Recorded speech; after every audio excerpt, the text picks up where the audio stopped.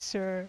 So I became a refugee at a very young age because we had to move from one village to the other to seek for safety and protection for our lives.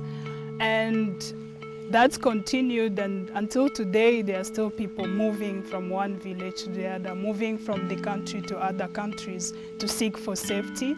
And in 2013 I moved to Uganda, where I had to live in a refugee camp called Changwali, and it's based in Hoima. And for 3 years I really tasted and felt how hard it is to be a refugee. Since I was young, I had a vision of building peace in my community and a strong passion for young women, especially girls, because having been left as an orphan, I had to survive with my siblings to live and to be able to access education. So adding on the struggle we had experienced in the refugee camp in Changwali, I felt there was something needed to be done for girls and women.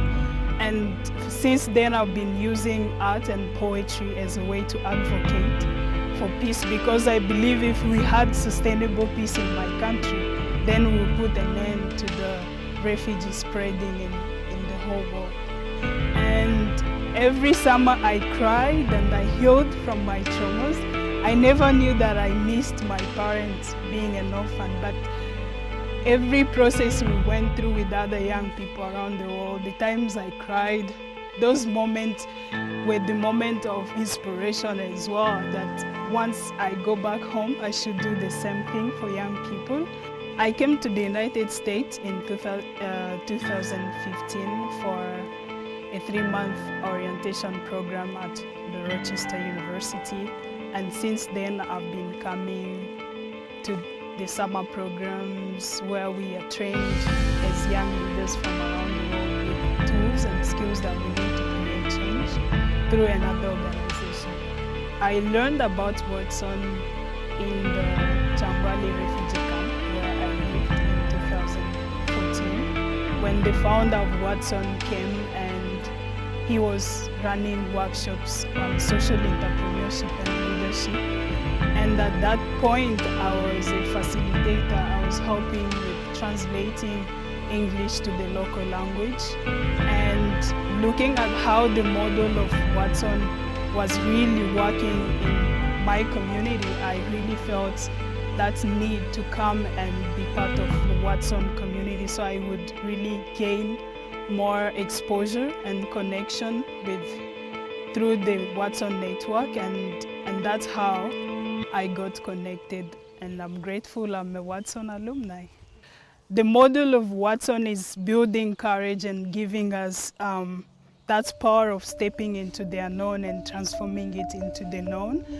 And one of the things I took from Watson is that courage and that conviction that as a Claudine, I have a voice and I have a power to influence change once I have support and connection. So it's again good to have been part of Watson. Here is Nguvu ya Africa, which is known as Power of Africa in English.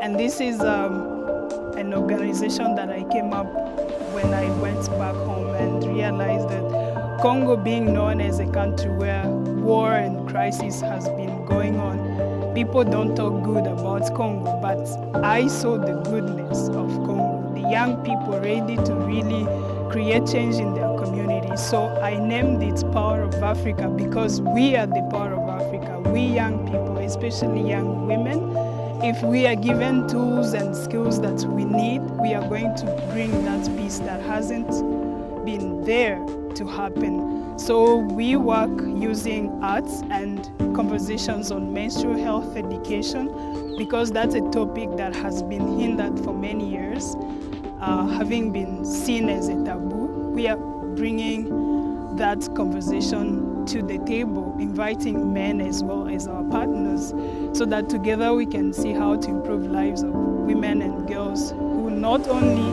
have lack of access to education, but they don't have emotional and psychological support. So that's what we are trying to do as Movie Africa. We work between 10 to 30 years old, and these are women who are internally displaced, and others are girls who have been victim of rape or violence during the war. And then we have women also who have undergone domestic violence. So these are the group, like more those who are marginalized. We want to help them heal from their unspoken wounds and be able to voice up their voices and live their dreams as well. Support and education for refugees is very important because if we looked beyond someone being a refugee, but considering the potential and skills they possess, then you will agree with me that solutions that we are seeking from different places belongs to this, actually with these young refugees, these refugee communities. So for me, I feel education and financial support, giving space for refugees to do what they are able to do is one key to create the change that we want to see in this world. And myself, I'm a living example of what can be done if education was given